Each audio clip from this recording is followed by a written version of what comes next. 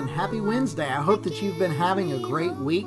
It's once again time for our Wednesday night Bible study. It's going to be brought to us by Robert Prater from the Crosstown Church of Christ, and he's going to give us another lesson on Moses. This one's going to be centered around Moses parting the Red Sea. So he's got some things for you to remember at the end of his lesson.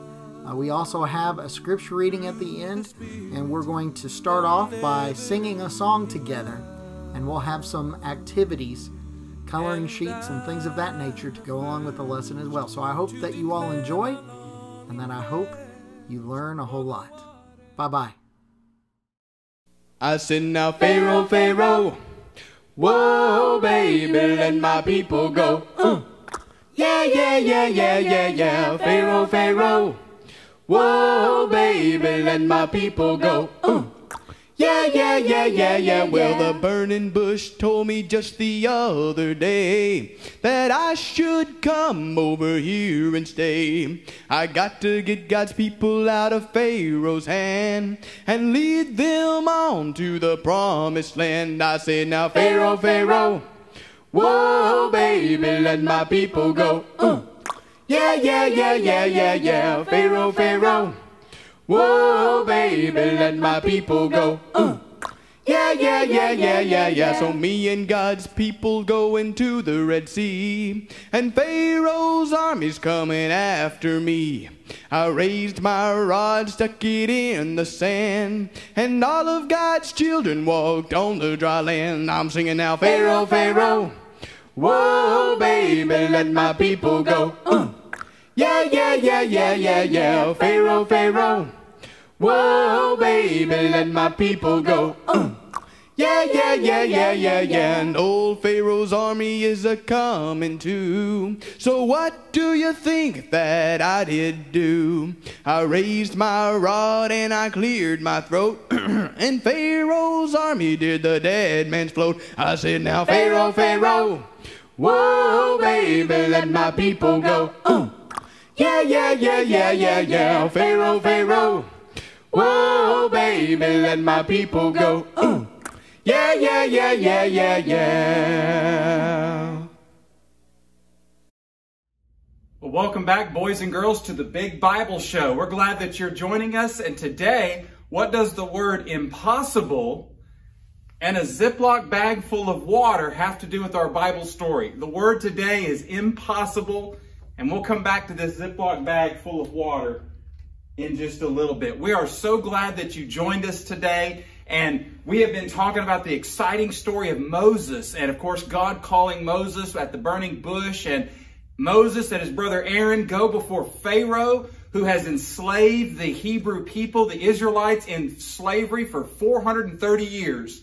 And what seemed like something that was impossible, God is going to save them and bring them out of bondage. Now, you remember last time we talked about how Moses went before Pharaoh with the "let my people go" message from God. But Pharaoh's heart was hardened. Remember we talked about that? And he said, no way. And so God brought 10 plagues. Do you remember that, boys and girls? And remember that last plague was the death of the firstborn son. And Pharaoh's household suffered that terrible loss. The Israelites, they were spared those plagues because, of course, they were trusting in God, and they also put the blood of the lambs over their doorpost, and the angel of the Lord passed over. So Pharaoh finally relents, and he says, you can leave.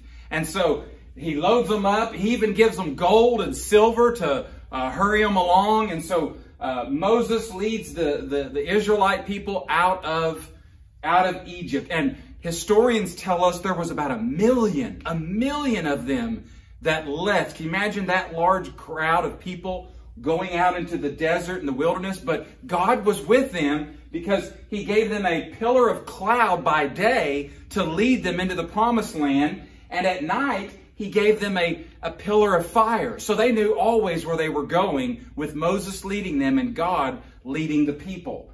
And so they make their way finally to the Red Sea, and they can't go any further.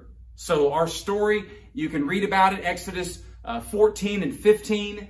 and they go to the Red Sea and they can't go any further. Now, the bad news is Pharaoh changed his mind again, and he said, I'm not going to let them go. I'm not going to let go all that labor that he had free. And so he orders his people, his army with their chariots, to go after the Israelites, the Hebrew people, and bring them back. And so there they go. They order the people, the army of Pharaoh, to go and chase after them. Now, when the Hebrews, the Israelites, saw that, they began to become afraid and began to complain to Moses and said, why'd you bring us out here to die?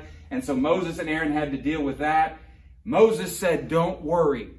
Don't fear. Trust in God. You're going to see something incredible. God's going to do something amazing before your eyes.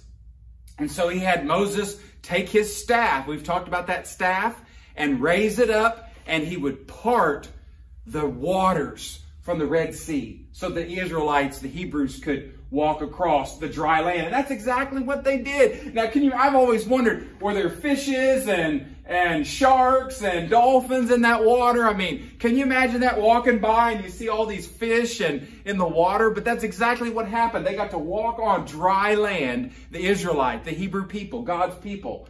Well, the Egyptians saw that and they thought, hey, we can do that too. And so they began to go across the dry land. But then Moses has his staff go back down, and the water destroys them, and they all drown in the water with their chariots. And God's people rejoiced. And they even wrote a song in Exodus 15, the Song of Moses, that they praised God for their deliverance.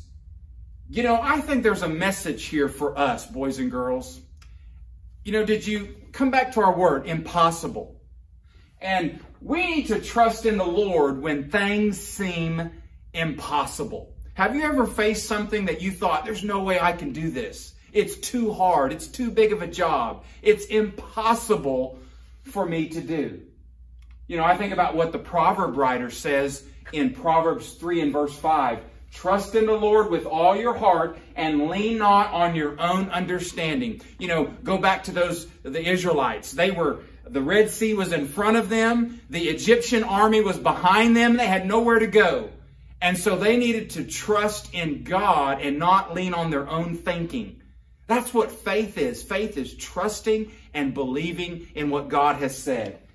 And I think that's an important message for us as well. You know, when you do the possible, God does the impossible. Isn't that amazing? When we do what God asks us to do, to obey Him, to trust Him, God will do beyond what we can do. God does the impossible. God helps us do what we think we can't do. He gives us the strength to do what we can't do. And so we have that God, that kind of a God with us. We just have to trust Him that He can do the impossible. You know, one of our problems is if you take off the first two letters of our word, look now what it says. Possible, look at the first two letters. I am. I'm. Sometimes I'm the problem.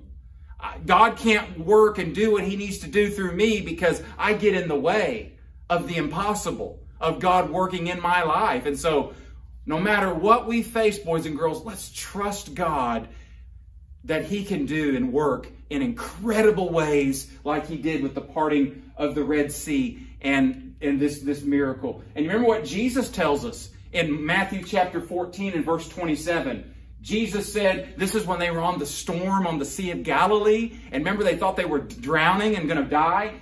Take courage, it is I. Do not be afraid. That's our verse in the New Testament for today. Take courage, don't be afraid. Jesus says, it is I. God does the impossible. You know, let me illustrate it with a simple way that I think will help us.